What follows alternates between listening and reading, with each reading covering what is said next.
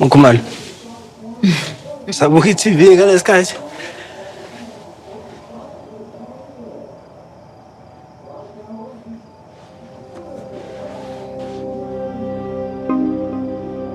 Ngawubona kwenze lento.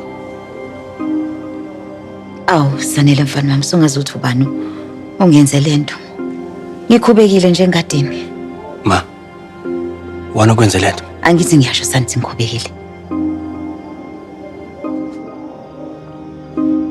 Hayi. Futhi beqinisele. Ubani beqinisele?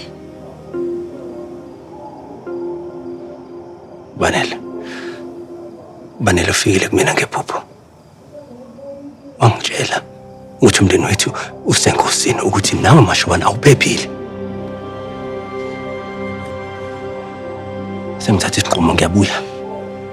Ngizosiza ngekampani. Angeke ngivume lonto. Ngaba indoda enjani mina mangivumele ukuthi ife kababa lifele.